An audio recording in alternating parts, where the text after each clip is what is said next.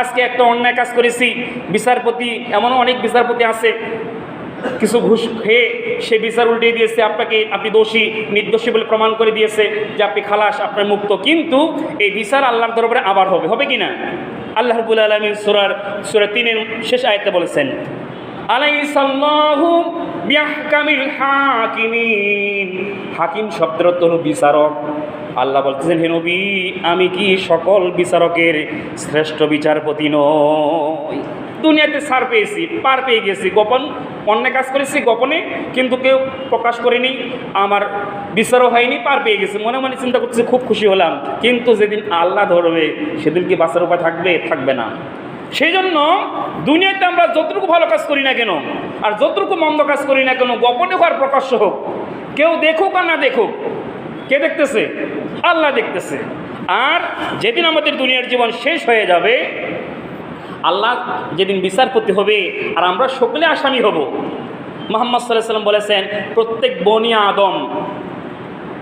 বনি আদম খুত্তাউন, সে ভুলের মধ্যে রয়েছে, পাপের মধ্যে রয়েছে।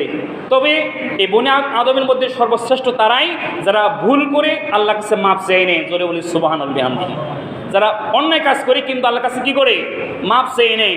সেই জন্য প্রিয় নবী মুহাম্মদ রাসূলুল্লাহ সাল্লাল্লাহু আলাইহি ওয়াসাল্লাম তার উম্মতদেরকে বলেছেন, হে আমার উম্মতেরা, তোমরা 4টা কাজ তাড়াতাড়ি করো। কয়টা কাজ? 4টা কাজ। সাহাবীগণ বললেন, ইয়া রাসূলুল্লাহ, আপনি কোন কথা বলতেছেন? 4টি কাজ তাড়াতাড়ি করার কথা বলতেছেন? মুহাম্মদ সাল্লাল্লাহু আলাইহি ওয়াসাল্লাম বললেন, 1 নাম্বার, যখন ফরজ নামাজের আজান হয় তোমরা দ্রুত ফরজ নামাজ আদায় করে নাও, কারণ কার কখন হায়াত শেষ হয়ে যায় এটা তো বলা যায় না।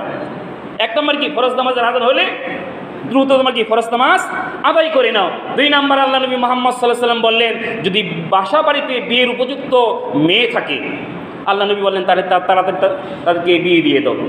3 নম্বর, আল্লাহ নবী মুহাম্মদ সাল্লাল্লাহু আলাইহি ওয়াসাল্লাম বললেন যে যদি তোমরা কোনো পাপ কাজ করে ফেলো, অন্যায় কাজ করে ফেলো, বুঝেছো যেটা অন্যায় করে ফেললাম, বিবেকে বলেছে এটা অন্যায় হয়ে গেল আমার দ্বারা, সাথে সাথে তওবা করে নাও যে আল্লাহ আমি ভুল করেছি। কারণ পরবর্তী তওবা ইস্তেগফার পাঠ করার সময় পাইতেও পারো, না পাইতেও পারো, ঠিক কি না? সুযোগ পাইতেও পারি, নাও পাইতে পারি, সাথে সাথে মাপ চেয়ে নিতে হবে। 4 নম্বর, আল্লাহ নবী মুহাম্মদ সাল্লাল্লাহু আলাইহি ওয়াসাল্লাম বললেন, যখন কোনো মাইয়েত মারা যায়, কোনো ব্যক্তি ইন্তেকাল করে, তাকে দ্রুত কবরস্থ করো, দাফন কাফন দেরি করো না। যদি সে নেককার হয়, সেই কবে যাওয়ার সাথে সাথে সেই তার নাজ নেয়ামত কবরের সুখ শান্তি ভোগ করবে। আর যদি সে বদকার হয়, আল্লাহ নবী মুহাম্মদ সাল্লাল্লাহু আলাইহি ওয়াসাল্লাম বলেছেন, এমন কোনো বদকার যদি হয়, কবরস্থ করতে যদি দেরি হয়ে যায়, দুনিয়াতে তার কবরের শাস্তি, তার দুনিয়াতে শাস্তি হওয়া শুরু হয়ে যেতে পারে। সেই জন্য মুহাম্মদ সাল্লাল্লাহু আলাইহি ওয়াসাল্লাম বলেছেন, দ্রুত কোনো ব্যক্তি যদি মারা যায়, কবরস্থ করতে দেরি করো না। তা কয়টা কাজ তাড়াতাড়ি করতে বললেন? 1 নম্বরে দ্রুত সালাত ফরজ সালাত আদায় করো। 2 নম্বর